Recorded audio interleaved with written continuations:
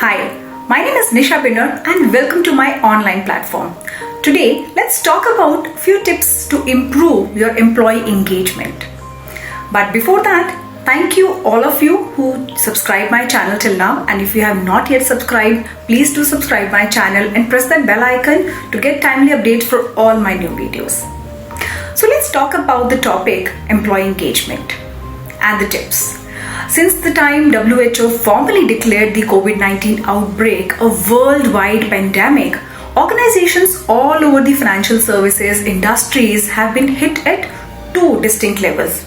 In addition to the fact that they have to manage the vast business issues of maneuvering through a global economy that itself is in a state of flux, furthermore, they need to manage the more grueling everyday issues of rewarding, motivating, and dealing with the frontline workers who, despite everything, need to go into work each day. What strikes a chord when you think about the term employee engagement? Keeping employees occupied in their job, getting just the high-performing candidates on board, or on the other hand, giving an attractive paycheck to support your employees' performance and commitment.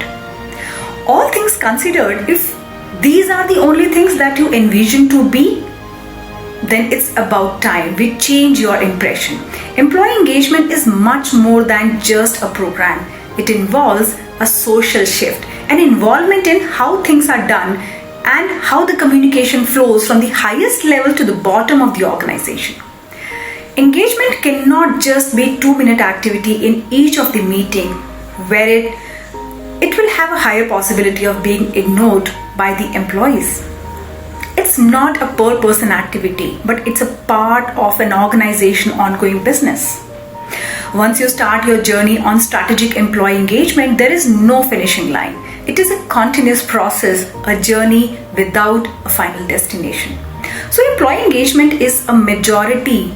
In a majority, a workplace describes the correct work condition for all members from an organization to give of their best every day, focused on their organization's objective and goals, motivated to add on the overall organization achievements with their very own improved feeling of well-being. Employee engagement depends on trust, honesty, and it's a two-way road of commitment and open communication between an organization and its employee. So it is a methodology that builds up the chances of business success, adding to the management as well as individual performance, profitability, and prosperity.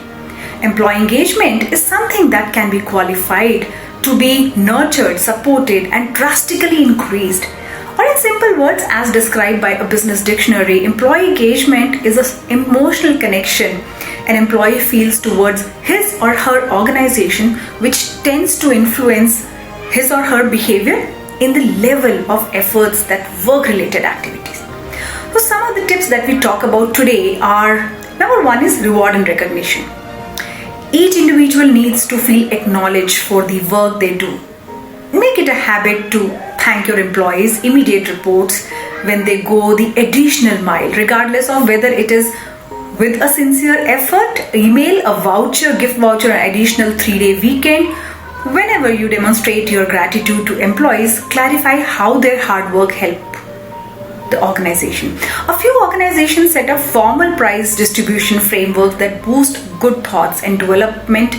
However, you can initiate acknowledgement programs even on a small group with a small budget.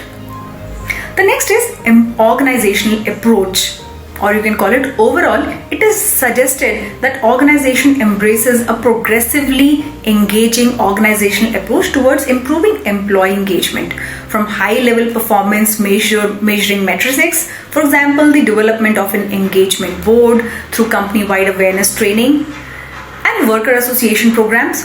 Employee engagement should be paid attention to at all levels to understand the full advantage of it.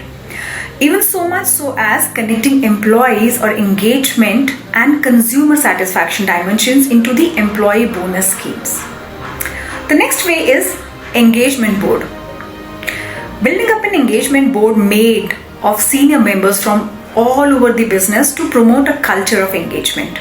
The board could set up engagement gatherings to comprehend engagement better than the employee point of view. An employment term could actualize new methodologies, and engagement champions could be delegated to bring issues to light of the significance and intensity of the employee engagement. The next is central groups setting up engagement center gatherings, including operational assistants, administrators to supplement and upgrade the yearly employee survey.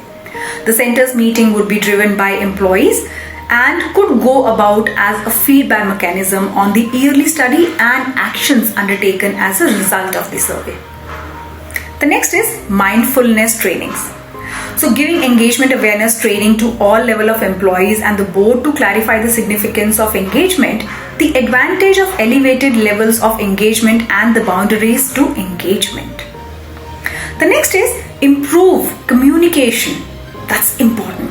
Completing a full audit of correspondence to create methodologies and strategies that serves to improve engagement. For example, the inclusion of simple employee grant occasions, acknowledgement stories, contextual investigations, and perceiving employees' accomplishments. As featured by the exploration discoveries, it is additionally viewed as fundamental, and correspondence is seen from the viewpoint of employees and not solely from the point of view of the administrators. The next is employee involvement programs. Executing laborers, including project to encourage engagement.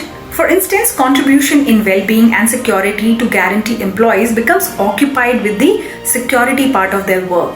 Along these lines, encouraging upgrade and advancing the organization security program definitely works. The next is collaboration. Where conceivable, the ideas of working in groups to upgrade engagement ought to be directed as the examination discoveries feature the advantage of social connection to associates. It is accepted this could prompt improved efficiency. The next is bonus and perks.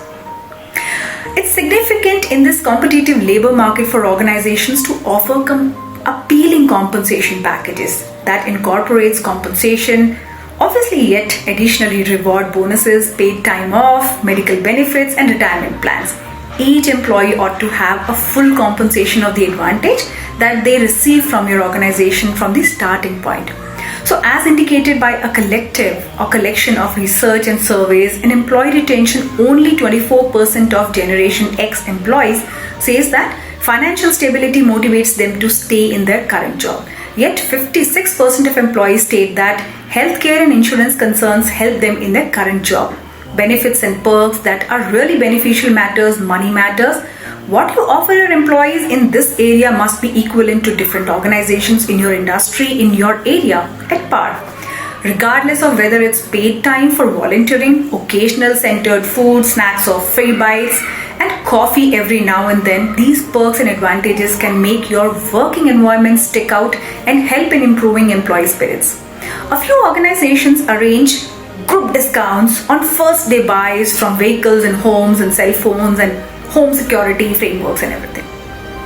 So once all these are discussed and understood, directors must make it a point to make an employee's experience with work satisfying. Employee engagement is a two-way process. It is about how you treat and cooperate with your employees. What's more, only the manager can overcome any barrier between employee engagement and disengagement. There is no uncertainty that it's an extreme activity, but this or that is as maybe the numerous approaches have accomplished this. Measures like employee advantage, prizes and acknowledgement, and so many things are acceptable. Having an employee engagement stage can be an incredible move as well. Such a stage enables the business to accomplish three key focuses. Number one, retaining gifted and experienced employees. Number two, connecting with the current workforce for better opportunity. And number three, attracting and hiring the best talent to work for your organization. And along these lines, it's significant for managers to comprehend the drivers of employee engagement and apply them as need to be, since having a drawn-in workforce is pivotal for guaranteeing great development and better steadiness. If you like my video, don't forget to press the like button and share it with your friends. Take care. Hi, my name is Nisha Binner and today let's talk about burnout at work. Employees are more at risk for burnouts than ever, and here we talk about taking steps now to prevent it. But before we move further, let me thank all of you to subscribe my channel, and if you have not done and you have forgotten, please do click that subscribe button and click that bell icon to get all timely updates for my latest videos. So let's talk about where we started. At this point, we have all heard about employees' burnout and the incredible toll it can take on individuals' mental, physical, and emotional health. Not to mention their company's performance and bottom line. A staggering 76% of employees report experiencing burnout in their work at least sometimes. According to a 2020 report from Gallup Research, speaks about that. And in the best times, many companies share a culture where being busy and exhausted is perceived as admirable, surprisingly. As a result, the risk of burnout is high. The recent pandemic has only heightened that risk, with the boundaries between work life and home life blurring and increased pressure to add values and avoiding the layoff. Not to mention, many are juggling home responsibilities like childcare and work simultaneously. This is especially true for employees who love their work and for those who are concerned that creating true separation between their work and personal life will make them appear less driven. So how can we build company cultures that encourage productive, meaningful work, but don't lead people to sacrifice their sanity in the process? So burnout is more than just stress. The World Health Organization first officially recognized burnout in 2019. Terming it a form of chronic workplace stress that can not be successfully managed. It is characterized by the following. Number 1, feeling exhaustion or lack of energy. Number 2, feeling cynical, negative or distance from your job. And number 3 is being less productive at work. And those are just the symptoms. The repercussion can be physical, psychological and occupational.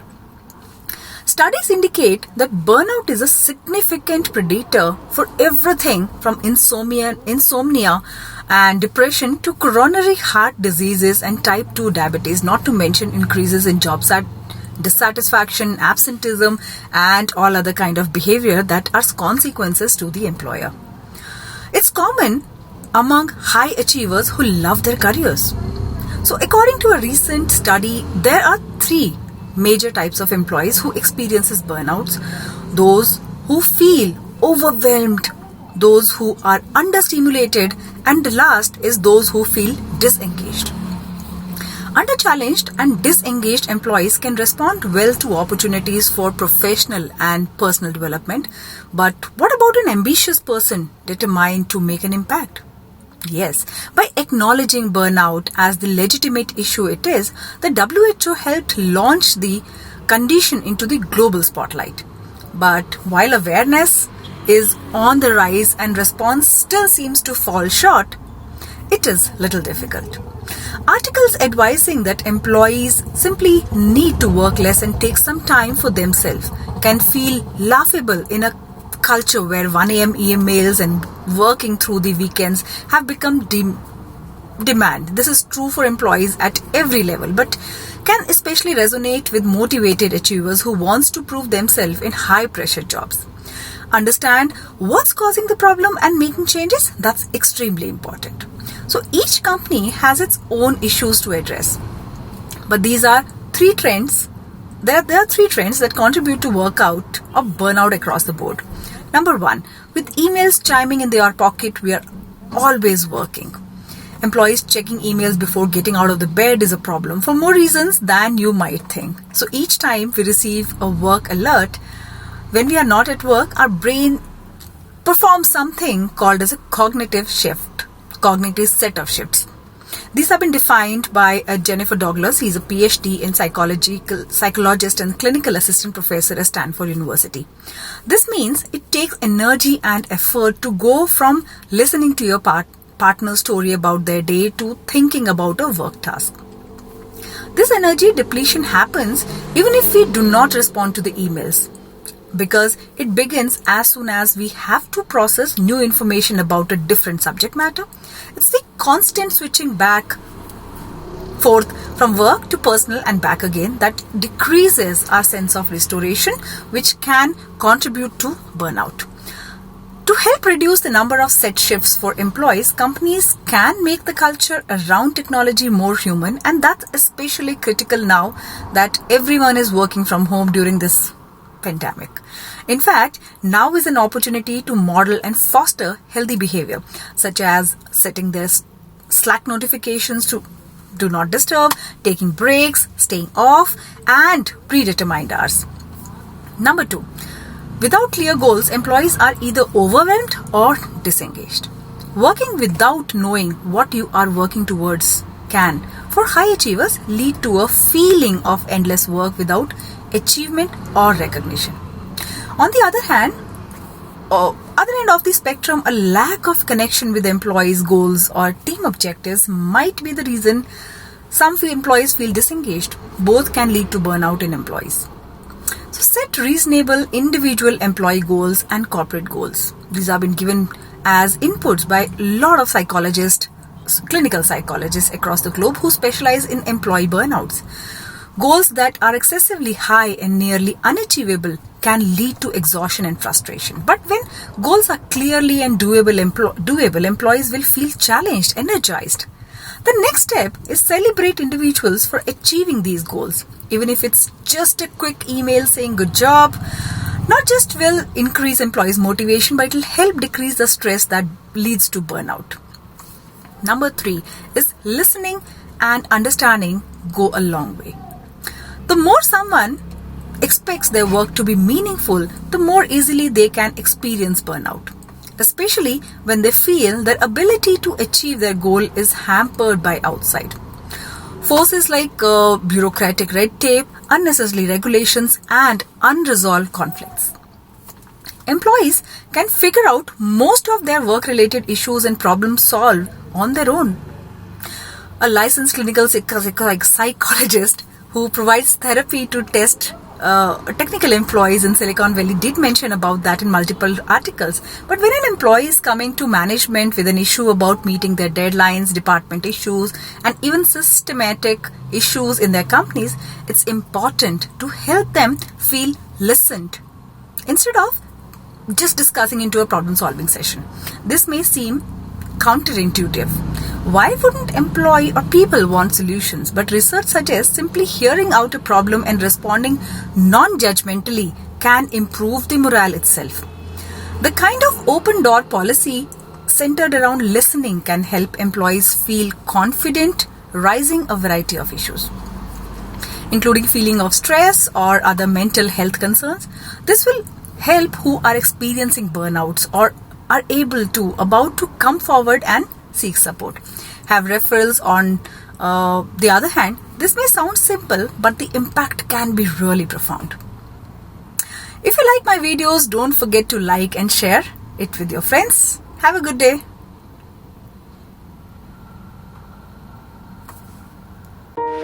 Hey everyone, welcome to another enchanting session today, and my apologies for coming for this session after a very long time. My name is Nisha Binner, and today we are going to talk about differing opinions. The differing opinions that we will be experiencing with all the people all the time. Seek to understand those with whom you disagree, and you will learn to better understand yourself. Look at the life from someone else's perspective, and your own perspective will become more valuable to you. Have you ever thought that no two people experience the world in exactly the same way? That is one big thing that makes life so interesting and possibilities of abundance. Yes, the opinions of others is no way threaten your own opinions. In fact, the opinion of others can help you to define and refine your strengths and your own unique perspective. If you assume that you are right and everyone else is wrong, then you shut yourself from the valuable growth and learning that you can get from the rest of the world. Give your opinion and beliefs the respect they deserve by opening them up to the challenges and criticism. That is what will make them stronger, more sincere, and of course, more valuable to everyone. Have a great learning. Keep watching. Almost a week back in an old school reunion of friends, Avinash, who met Isha after years, jokingly commented, "Hey Isha, you have changed a lot. From that girl who had high attitude to now so much talkative. Wow, in fact, we all boys used to be afraid of approaching you." And now Isha is thinking, did I have an attitude? Hey, it means they do not know that due to my poor grades in school, I used to be so low in my confidence to connect with others. In fact, I used to hide it by behaving in such way and not talking to people, and probably they all assumed it or perceived it as my attitude. So now I have a question. What is perception and how does it get formed? Also, do we have any control to change it? People will form a perception of you just by looking at your facial expression, the way you stand, or even by the way you shake your hands. Some people like to be the center of attention and to talk to everyone around the corner. Others might prefer to just watch from the sidelines and to listen. One way to think of this concept of perception is that sensation is a physical process, whereas perception is psychological. For example, how do you form a perception in a journal situation when you're sitting at home? Upon walking to the kitchen, in your mom's kitchen, and smelling the scent of baking cinnamon rolls, the sensation is the scent receptor detecting the odor of cinnamon. But the perception may be, this smells like the bread grandma used to make when the family gathered for the holidays. Through perception process, we gain information about the properties and elements of the environment that are critical to our survival. It is defined as the process by which individuals select, organize, and interpret the input from their senses to give meaning and order to the world around them. Sounds pretty complicated. Let's understand from a little workplace scenario. In the workplace scenario, it's important to know that what they're gonna say. It's important that you influence that outcome. So you're gonna think that who are the peers in my company that sit around on that round table and discuss? I have to have a great or more to say as how I represent in my company. Then there are subordinates, people that work for you. Then there are peers, and then there are direct reports, and then there are customers, and then there are vendors. So everyone you are working with, it's important to know how you are perceived by these groups. Now I'm curious, do you feel 100% confident that you exactly know how you perceived by all these groups? Not even one hand. You guys are in the right place in that case. Yes, this is good. So let's just lay this out really simple here. So all these people make a difference in your career, right? We all agree with that. But you have no idea how are they perceived. How are you perceived by them? Or you have some idea? I know about that, but you are not 100% confident how you're really perceived by all these groups. And these are the people that are perceiving you and can make a difference in your career and the success you have day in, day out. So how do you manage the perception in your workplace? Managing perception at workplace is a powerful skill when used intentionally. Today I invite you to think about that perception. The perception that you create unintentionally and the perception that you want to create intentionally. It is almost like thinking about what brand you want to create for yourself as a professional. Think over and make a list of it. List of action that you feel could have influenced people to make their perception about you. Let's discuss in our next video as how do you manage perception in the workplace. Till then, I want you to work on your list of actions and we'll discuss based. In line with our perception and online reputation management, let's talk about the right reasons why video content is used in the job ads. When most business leaders consider how they can use video content in their company, the focal point tends to be on marketing. Video marketing has proven to be a powerful way to connect with customers and boost the bottom line. However, the marketing department isn't the only group that can benefit from this kind of contact, and they're not the only one who connect with the outside world. HR professionals and recruiters have a prime opportunity to attract top talent using video job ads. Here are some of the main benefits that we look out from this modern approach to recruiting and crafting job postings. Number one, creates familiarity with the business. It's bold to assume that everyone who applies for the job for an organization has heard of you as an organization before, especially when on the hunt of top talents. Unless you are household names like Google or Intel, there is a good chance that the first time the job applicant hears about you will be when they see a job posting.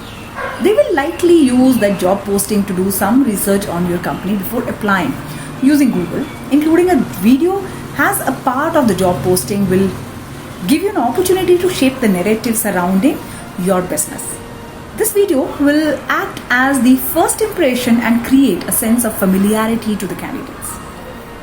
By taking this approach, a candidate will know what to expect regarding your office setup and organize or recognize some of the people who work in your business. This video is also a powerful opportunity to showcase indefinable qualities surrounding your company culture and values.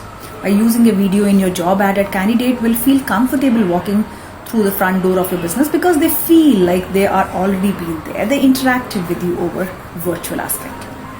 Number two, promotes social sharing. There is no secret that video content gets shared on social media more than static content. Using professional video ads templates to create a job posting can extend your reach and get your job opening in front of more qualified candidates. By casting this wider net, HR professionals and recruiters will have a deeper candidate pool to choose from and increase the odds of finding the perfect fit for the job. The higher the form of social sharing also keeps recruitment costs low as the content will be shared organically. Using social media, creative content way, connections to share videos, content has been a successful strategy for recruiters, real estate agents and entrepreneurs for years now. Third reason, convey information effectively, efficiently. There is an edge about storytelling that says, don't tell me, show me. Using video can help recruiters convey a lot more information in a short amount of time rather than crafting long paragraphs about the company culture and XYZ and the job profile. Quick video can make the content easily distinguishable. Furthermore, using visual components is proven to improve information retention, making your job posting more memorable. Using a video in your job advertisement also showcases that your company values the candidate's time, the technology, and the updation. Many people prefer to consume video content for that reason. Why spend 10 minutes reading information that could learn in just 2 minutes of a video? Number four, highlights the company's selling features. In many ways, job listings are a form of marketing. That's what I said, not just the marketing, but the HR also does it. Rather than marketing what your company sells, you're marketing what makes your company worth selling. While candidates may be competing against each other for a position, your business could be competing against the best candidates too. Put together a video that acts as a highlight reel of all the best practices aspects of the business. This reel could include anything from the employee benefits to the welcoming work environment. It can showcase a combination of facts and statistics as well as anecdotes and long-term employees. It's a preview of the induction that we do it at the employee joining. Next can be repurposed. Finally, one of the overreacting benefits of using video content is to be repurposed, improving the ROI of the production cost. Video content can be reused with a voiceover outlining the specifies of the role. Content can be compiled from the reused for onboarding and training videos. You can even specify the written portion of your company job posting by using the same spoken content transcript within the ads. In summary, using video content in the job ads can help improve reach and attract job talent for a minimal cost and high ROI. The question, it seems, isn't why you should use video content in your company's job ad, but why you haven't started already. Today let's talk about why is perception important in the workplace. Behavior in the workplace is based on people perception of the workplace. There are many factors that influence how something is perceived. There are many factors pertaining to the perceiver can involve a person's attitude, motives, interest, experience, and expectations. Something like contextual factors can involve time, work settings, and social settings. That involves sound, size, background, and proximity, everything altogether. But what does perception have to do with employment? A lot of people have been asking that. Well, there are various ways that a person can perceive a situation in the work environment that can lead to problems. For example, the following few examples that we talk about now can occur among employees in the workplace on a daily basis. So let's look forward for that. Fundamental attributions errors, the tendency to underestimate the influence for external factors and underestimate the influence of internal factors when making judgment about the behavior of others. There could be self-serving bias, the tendency to attribute one's own successes to internal factors and blame one's own failures on external factors. There is selective perception, the tendency to selectively interpret what is seen based on one's interest, background, experience, and attitudes. Projection, the tendency to attribute one's own characteristics to other people. Then there is stereotypes, the tendency to judge someone on the basis of the perception of a group to which that person belongs. Then there is halo effect, that is the tendency to draw a general perception or impression about an individual based on a single characteristics. Examples of perception in the workplace could be many. You must be interacting on a daily basis, which can be one-on-one, day in, day out. As you can imagine, the way a person perceives a job applicant during an interview can affect an organization. For example, interviewers may like one aspect of the interview and pursuant to the halo effect, assume that a person is entirely a good fit with a company. Or interviewers may learn they have one thing in common with the interviewee and project that they are similar to the candidate in every way, making a good fit to the organization. An employee may not get a promotion because an employer has formed a negative impression about the employee, simply because that person belongs to a particular thought process which is not in line with the manager. This is a stereotyping and is clearly contrary to the human rights litigation. However, given human nature's tendency to gather information, people gets into the groups and general impression. This can occur more often than one might think. First reference could be a lot of influence on that. Then there are the HR politics or the employee politics that works out, that are essential for legal compliance and the due diligence. You can look out for that into detail into the web. An employee may be considered disloyal or not putting enough effort into a project. These characteristics are subjectively judged based on an employee's perception. For instance, one supervisor may selectively perceive an employee to be loyal, while other supervisor may selectively perceive that same employee to be conforming and insincere. What does affect perception? It makes a huge difference on employees and the workplace. In terms of perception, a lot of researchers have shown that what employees perceive from their work situation influences their productivities most. So, to influence productivity, it is necessary for employers to assess how workers perceive their job. For example, the absenteeism, turnover, and job satisfaction have more to do with the employee's perception of the jobs. Those individuals who perceive their jobs as negative are likely to have increased absenteeism, more frequent turnover, and less job satisfaction. The only way to influence these variables is to understand how an employee subjectively perceives the workplace. Consequently, perception influences decision making within an organization. Take the example of the interview. Within the first few minutes of the interview, the interviewer has learned some information about the interviewee and has formed an impression based on various perceptors. The interviewer then decides whether the candidate is a good fit with the company or not. The remaining time in the interview is typically spent asking selective information that supports the initial discussions. Managing our perception at work is the most and the key important aspect that we need to see. Though we all human beings have a background and a particular perception on which we rely when perceiving things in the work settings, it is important to be aware of the various factors that influence our perception, especially when making important decisions that affect the organization. Sometimes it is a good idea to have a few decision makers provide an opinion when making big decisions to ensure that it gives the right plunge to the decision. It's also very helpful to have written workplace policies and procedures in place to ensure that reduces the likelihood that follow down between perception and reality. Such policies help ensure management and organization fairly and consistently reduce the risk of discrimination and human rights violation, among the other problems. Keep working. Think about why you brush your teeth every day. You don't do it because your teeth are brown and dirty. You do it preventatively. It's a habit that's good for you because it impacts your long-term health and the look of your smile. Now, think about what would happen if you waited until your teeth were gross before you decided to start brushing. Your teeth might fall off. You'd probably get gum diseases, your smile would be tarnished and discolored. It might be too late to fix everything, and at the very last, you'd have a lots of ground to make up. Brushing your teeth is as important as an insurance policy against all those negative outcomes that we think about.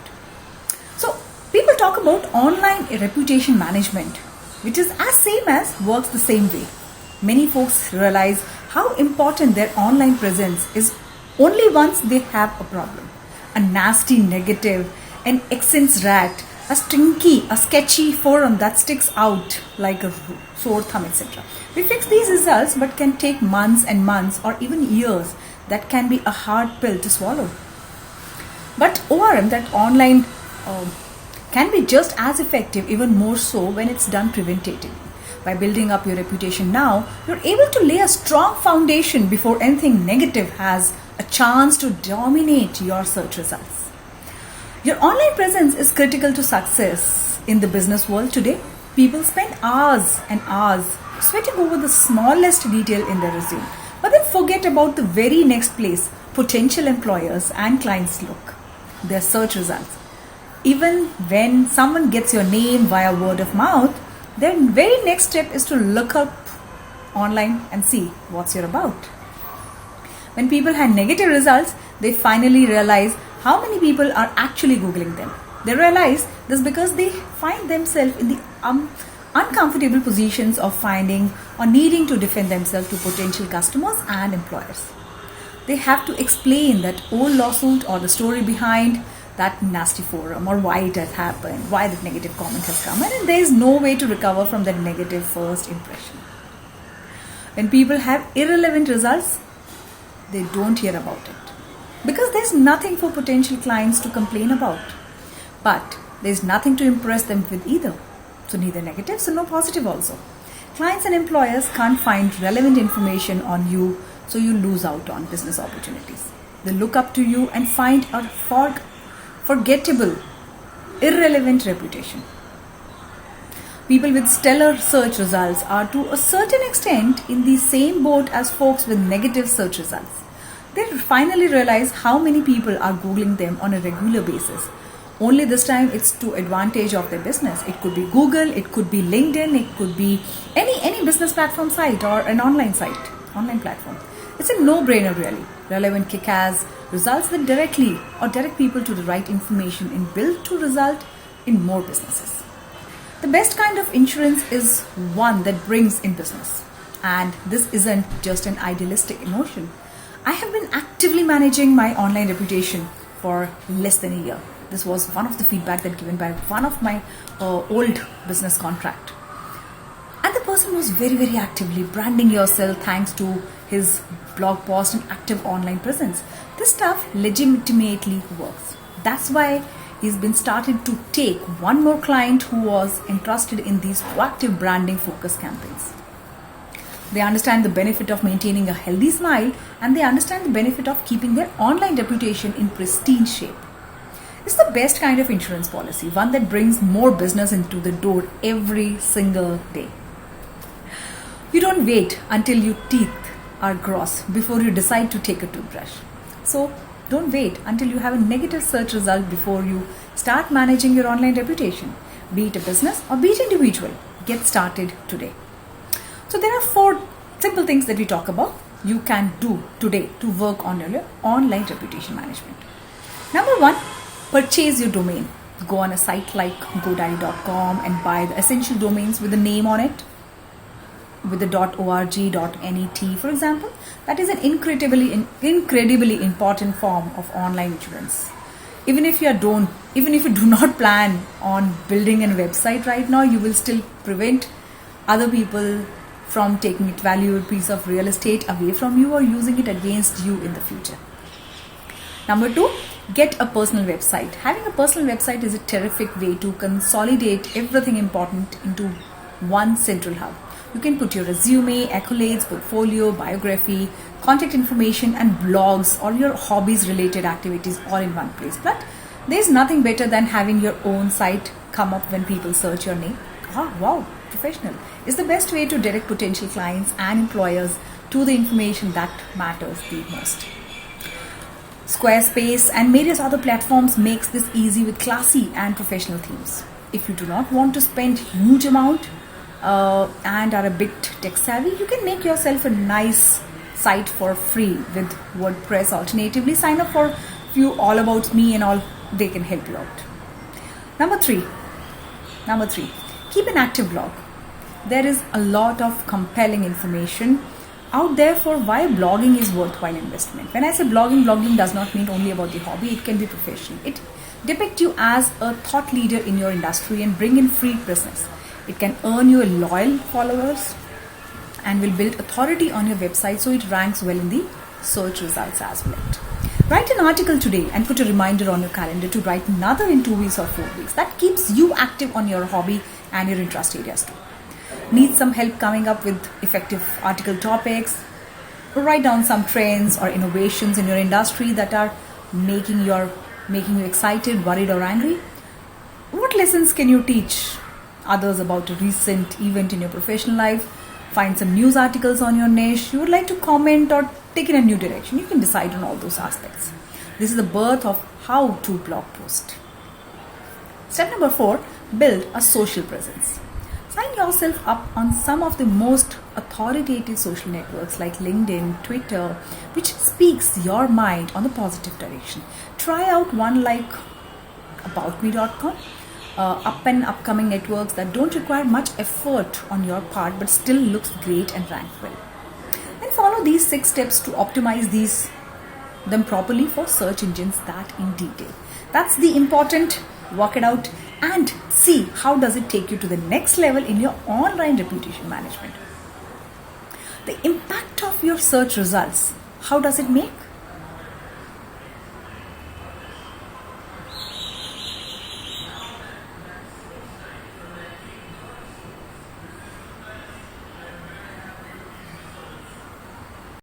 In continuation to my previous module on 9 essential tips for work from home, let's take this discussion a little further on what are the possibilities of a manager for the team in this situation.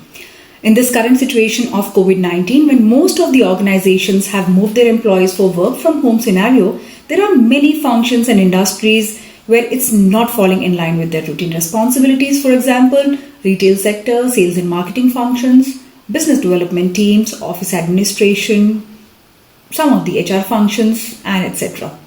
As we all know during this time that in spite of the outside condition, business impact and market instability, we are still getting our salaries in time and in full.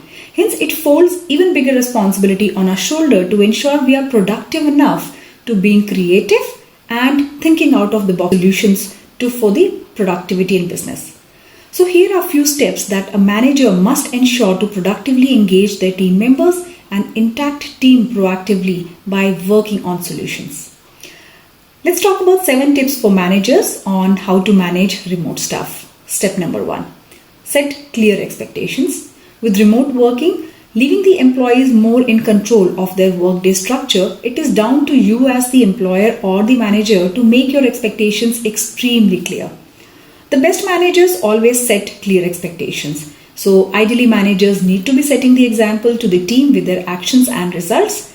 The best way to check team understanding is to ask questions related to what you have discussed to make sure you are working towards the same goal and in same direction. Step number 2. Monitor progress on a regular basis. It's good management practice to regularly monitor progress on any project being completed by your remote team so you can foresee any issues that they are facing and wherever needs an extra support. Clarity is the pathway to solid results. Direct connection with team is an important step to schedule it. Whether it'll be on daily or weekly basis is up to you as a manager and your team. Step number 3. Interact effectively. With work from home members full day working alone on their desk, they do not always get the human contact, support and team morale that they need to remain motivated. Employee motivation is the key to happy and productive workforce. By interacting with the team, which is work from home team, and keeping them updated on the office news and projects will boost their productivity. Step number 4. Trust in your team but check on the deliverables. Rather than micromanage your work from home team on hourly basis, you need to trust that your team members will complete the task they have been assigned to the best of their ability within the time needed, based on their track records. But you can surely check the status on your daily meetings and updates with all your team members. Step number 5. Explain the reasonings. Why is important. Sometimes when we ask the team members to do a new or out of the box task, they do not see the bigger picture and understand the importance. So it is very important to explain the reason and show the bigger picture to the team with respect to the task and expectation to get full involvement from them. As an employer or as a manager, you are more aware of how each person's work is impacting the long-term organizational goals. So this is something you have to explain to them very clearly. Step number 6. Ask for feedback and be transparent. In this current situation when organizations moved for work from home scenario without any preparations, it's even more important that we keep close feedback sessions with our team members and ensure they are not losing track of their objectives and goals. Step number 7. Give examples of how you like work completed. Let your remote staff and your work from home staff knows how you truly like to work. If you prefer regular updates to weekly updates, then explain that to them.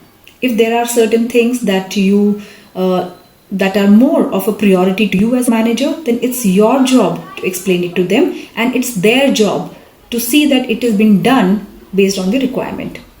Clear expectations are a manager's best friend.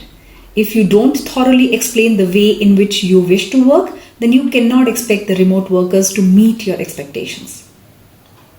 But being managers, you also hold the responsibility towards your management and business objectives. So here are very important 2 tips that we have scrutinized as for being the managers. Tip number 1. Think out of box. You know you are not able to do a lot of regular tasks with the team, including the engagement activities as it was in the office. So think out of the box right now. Use this time to brainstorm with your team as what else can be done during this time to increase the business alternative methodologies or business plans to cover up possible business loss. Engage your team members to streamline their previous pending jobs. Use the technology to identify ways of connect with your customers and solutions. For example, web calls, video conferencing, online trainings, process documentation, and many more actions. Tip number 2, last but not the least, take higher responsibilities. Managers and teams have to be more responsible during this time or any pandemic situation when business is also impacting. You cannot expect the management to give you all the minute directions and strategies. You, the manager, become the process owner for your stream of work and must come up with ideas or suggestions to the management for new course of actions to address the challenges due to the pandemic situations like this.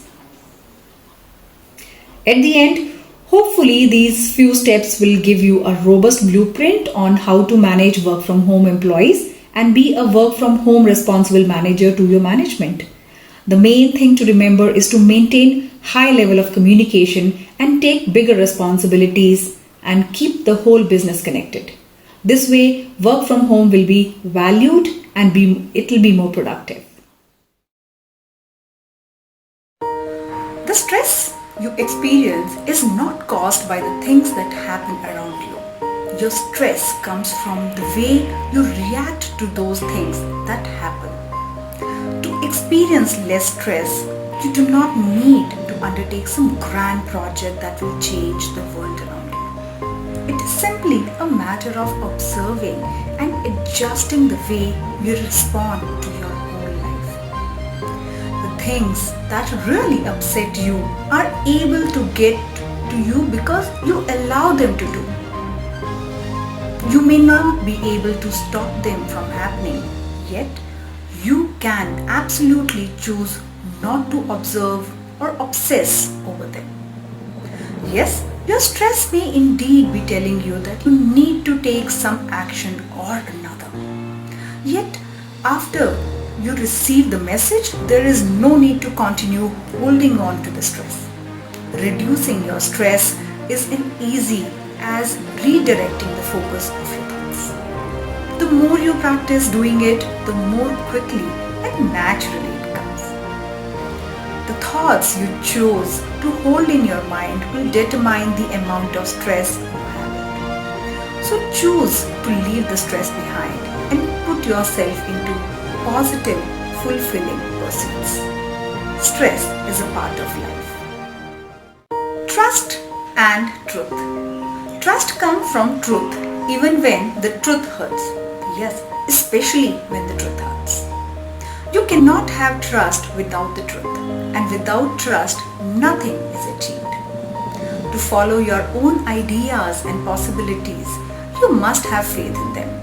You must trust them. You must trust yourself. That means being truthful to yourself, bluntly and sincerely truthful. The same dynamics applies even more profoundly when working with others. Would you provide your support, your time, or your expertise to someone you did not trust? Would you commit your energy and your resources to someone who had lied to you in past? Without truth and trust, all your frenzied activities accomplishes nothing. Seek trust by accepting nothing less than the truth. Nurture trust by recognizing, respecting, and appreciating the truth. Create trust by living and acting in truth. In so doing, you will move steadily towards the greatness. Have a truthful day and a trustful relationship. Welcome back for another enchanting session. During this crisis period, many things have changed. Relationship between the employees and the employers have seen tremendous change during this period. Some good, some bad. How you treat your people during this crisis will be remembered long after it's over. One of my consistent beliefs on our current crisis is that it will be the defining moment for many organizations and leaders. Regardless of how people remember their own circumstances, I'm convinced they will have long-lasting memories of how others treated them. When faced with an important decision or a situation, it's important to examine your actions through a 10-10-10 framework. How do you predict you will feel about your situation in 10 minutes, 10 days, and 10 years? Ideally, you will predict a positive association in each time span. Just last week, a friend shared a story about a large commission his company was due after closing a deal for a client. When COVID-19 emerged, soon after the client tried to use the extenuating circumstances to cancel their obligatory payment altogether without a clear financial jurisdiction linked to the current crisis. It's similar to a trend we discussed a few weeks ago where people are refusing to pay rent even when they have to do and they have all the means. My friend decided to remind the client company's leader that they worked in a very close-knit industry that would surely outlast the pandemic. He noted the two companies had a legal agreement and he would have no reservations about sharing the client's dishonest tactics and several influential people involved in the deal. Ultimately, the client paid what was owed that week. In difficult times, we should apply a partnership lens when working with others.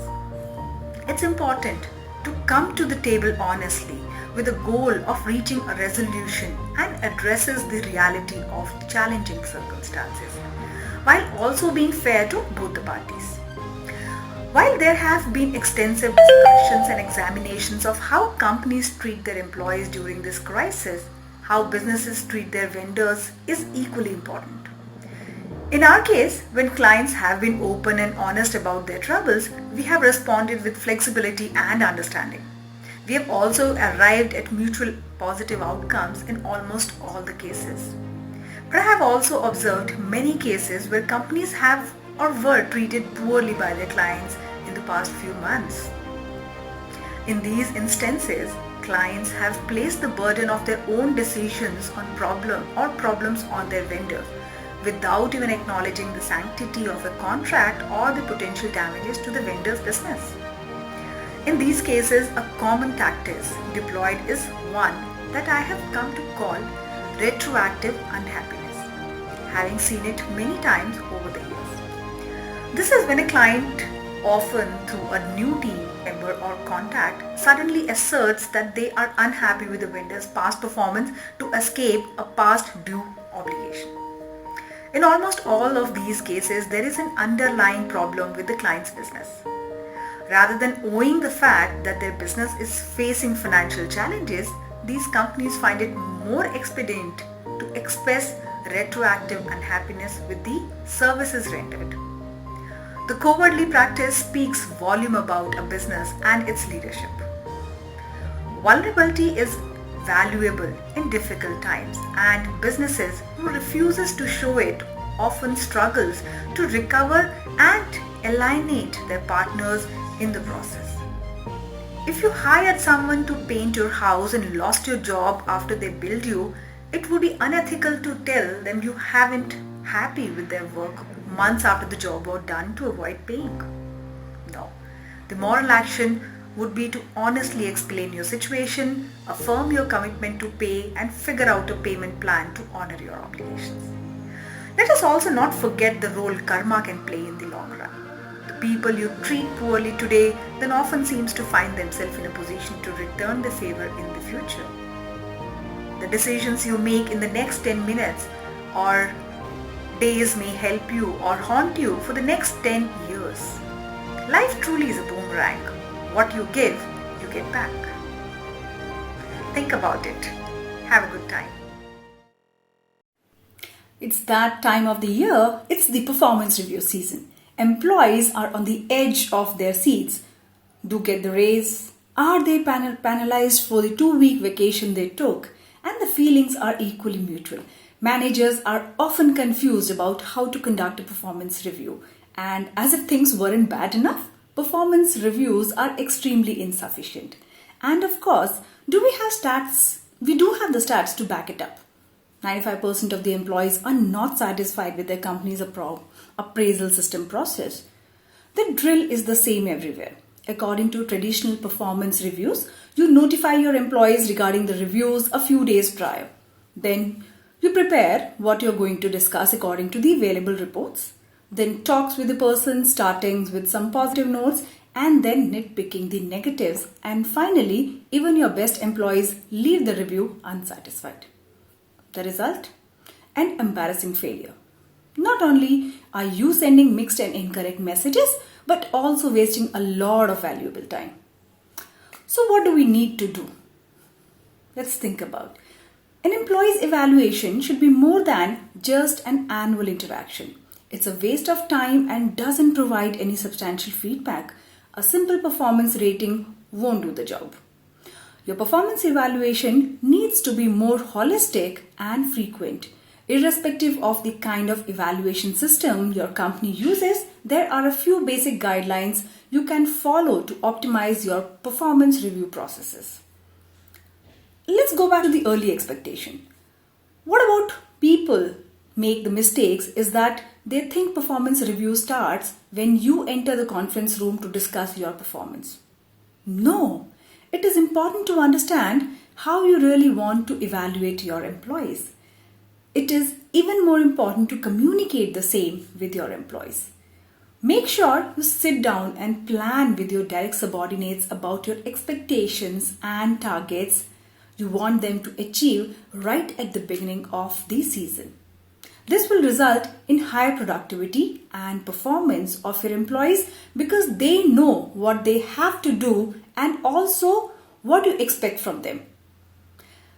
And of course, when you perfectly lay out the foundations of your expectations, it is much easier to hold people accountable when the numbers don't add up. Having a more direct conversation with your employees about your expectation not only helps in maintaining transparency, but also gives you the opportunity to broaden their professional experiences. Having quantifiable expectations from your employees helps them direct focus in their work in a more structured manner. The positives and the negatives are in between. What makes performance reviews so scary is that employees always see it as an opportunity for employers to focus on their shortcomings. This creates a really uncomfortable atmosphere between managers and employees. A few weeks prior to the actual event, make your employees think of a few things that they have done in the past year that they are proud of. This will serve two purposes. Number one, it will refresh the memory of your employees about the way they have positively impacted your company. And second, and most important things, it will pump your employees about the performance appraisal process. They are now aware of how they have positively impacted the company. The next thing you need to do is to look over your notes. Make sure you have kept a note of all the times the performance of the employees were not up to your expectation. Then you need to take a feedback of a few more people who works closely with the employees. This is called at-par or peer reviews. This will give you an idea of how your employee is performing with the team. After you have done all these, give your employees a copy of all the feedbacks and notes before few hours from the appraisal time. This will give your employees an idea of what is to be expected in the conversation, and it is not a sudden shock for them to receive. You need to remember that it is not an interview. You do not need to test your employees on the feet thinking. You need to treat this as a conversation regarding the growth and development of both the employee and the organization. It has to be a mutual on both the parties. So how the process that it should be. So you have prepared your employees for the review. The big question now is, how do you go about it? Is there really a structure to how the conversation should go, or is it more of a spontaneous conversation about the shortcomings and achievements of the individuals? Yes. Luckily for you, there is a structured way which more often than not succeeds in providing a holistic review. Straight off the bat, you would want to start the review with all the positives, right? But get this, your employees will likely reflect or base these assumptions on how the review ended. You need to end things on a high and positive note. Start the review with the shortcomings of the employees and how they couldn't meet your expectation. It's important to give the right feedback. Start by something small like minor discipline issues and gradually talk about the more serious stuffs like missing a deadline. After that, focus on why the person is a valuable asset to the company because of their positive performances. You need to make your employees find that reasons why they were able to successfully ace the certain project. Might be their creative insight or their superior communication abilities. End things on what to expect from them in the coming season is more important. Talk about what skills do the person needs to develop to improve their performance and what your company can do to bridge the skill set gaps. Talk about the performance improvement plan for growth and development. Also take pointers from your employees during the review on how you can improve employee engagement in your workforce and have a superior work culture. A performance review is a two-way street. Both you and your employee need to walk out of a review with something to work upon. Do they really get a raise? Oh, that's an important question. Let's face it. One thing that is constantly in the mind of employee is a performance review is how much raise do they get out of this discussion, out of this review? Or do they get a promotion on their role? If you do not address the issues outright, your employees' feelings and expectations will definitely be shattered. You need to mention beforehand if you're considering the employee for a raise. By beforehand, we mean at the start of the year. While setting the targets and expectation for the employees for a season, you also need to mention whether the fulfillment of those expectations grants a raise in the ranks and paychecks. This not only makes your workforce transparent but also deems the raise of an employee fair in front of their team members. And finally, the important aspect. Annual performance reviews are going through a monumental shift in structure and pattern. It's no longer annual. Your performance reviews need to be more of a regular feedback conversations rather than annual reviews. Some pointers of what you need to do: make it clear from the beginning how you want to evaluate your employees, focus on the positives and the steps needed to fulfill your expectations. Some things you should not do, and that's more important to think about. Don't offer general feedback which applies to most of the employees, and of course do not leave the compensation and raise till the last moment. And on top of everything, a great performance review structure makes a great case for your employer brand. With this note, have a great learning and keep watching. Take care.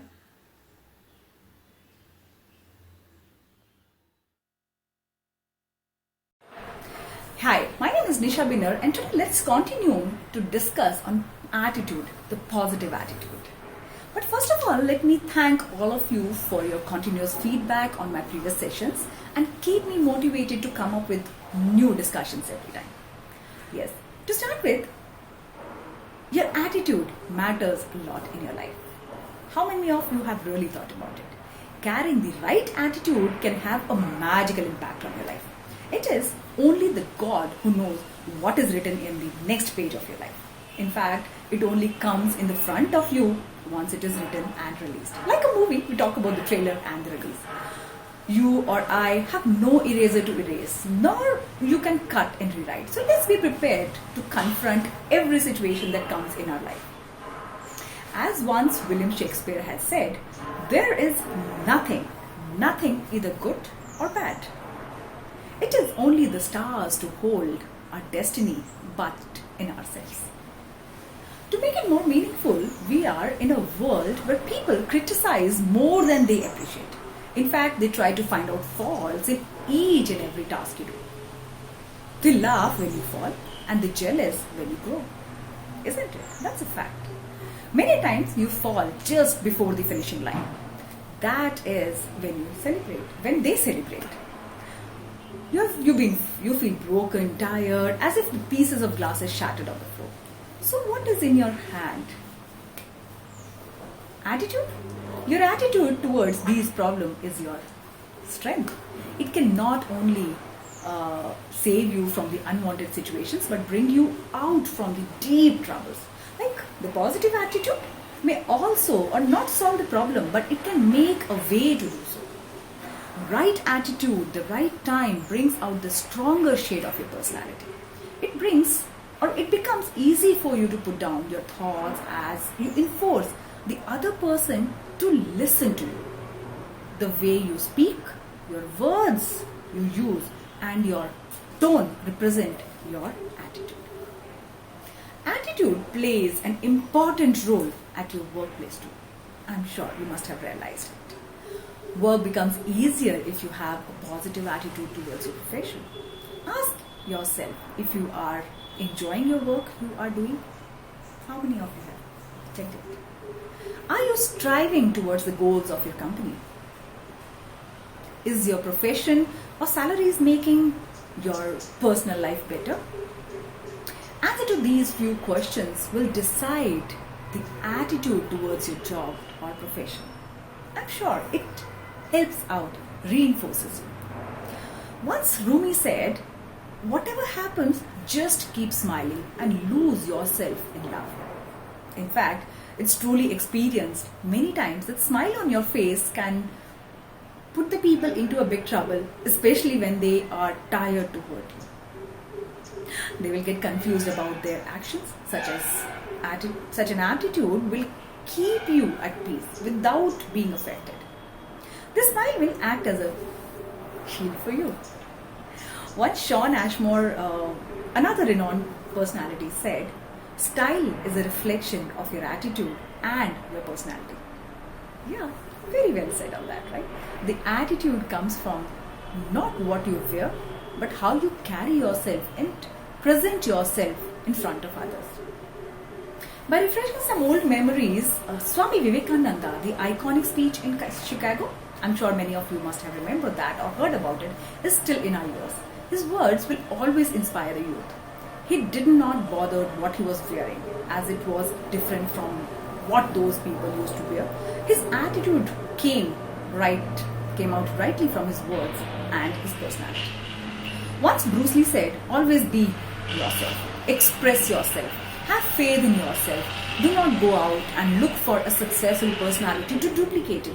Create your own personality." Right? Rightly said. Your attitude is what you are, what you own. You need not to look around and see how people are looking or solving the problems in their life. Wear your own attitude. You need not to borrow from others. Your life is your own. So be the master of your life. Walk with the right attitude and see how it works for you. You have to live for yourself, not for the society. Remember what Zig Ziglar, the American author and motivational speaker, once said it in an audience. It is your attitude, not your aptitude, that determines the altitude. There is a lot to learn from these motivational speakers who always carried a positive attitude and positive thoughts throughout the hurdles they faced in their lives. In fact, Zig Ziglar, for his right attitude towards the life, in the end gave him a success. He transformed his failures, losses and falls into the stairs to reach the top. On a closing note, failures are stepping stones to success. And yes, with right attitude, we all can make the right changes. If you like my videos, please do like, share and subscribe here. And you might also like to share this with your true friends and families who should get listen to these small videos. Till next time, have a good day. How many of you feel that there are two ways to get to an end result? Only two. I do. I believe. The goals and the vision. Hi, I'm Nisha Binner, and today let's try to see how is our vision related to our results. The first is to be pulled towards the result by being internally inspired. The other is to be pushed towards the result through internal and external motivation. There is a huge difference between the motivation, that is a positive push, and the inspiration, which is again a push on a different directions. Few are motivated, few are inspired. Think about which one of these two makes for a better, easier to achieve result for you. And why do you believe that? Which do you use based on your experience? If you have a goal and you want to complete it with all your heart, how hard is it for you to overcome procrastination, fear and challenges to reach that goal? On the other hand, if you do not have any goal, really do not care whether you get there or not, or worse, if you're still striving for someone else's goal, how hard is it to overcome the procrastination, fear and challenges? What makes the difference? Keep your hands on your heart and answer it yourself with all the honesty. Having a clear vision of the end result is the most important step to success, whether in business or personally in your growth level in your life. Vision brings the inspiration. Stopping to the end of the day is really hard. You will want to begin as soon as possible in the morning. Same way, procrastination disappears, fear falls away, and challenges just completely melt like butter. You must have realized with all those things been changing. So you have to make it your priority to define your vision. At least create a short-term vision to use until the long-term vision becomes more clear to you. Additionally, you can also work with a partner or a coach to define your vision. Most importantly, what makes a difference is it can and must be done. If your vision is a successful business person to become in future, then create that vision in your mind. So it is as real as you feel it is possible. Isn't it much easier to know the steps to take when the end result is clearly stated in front of you? Think about it. Let's catch up for another thought-provoking sessions and questions and some ideas on different topics. Till then, keep watching other videos on my channel.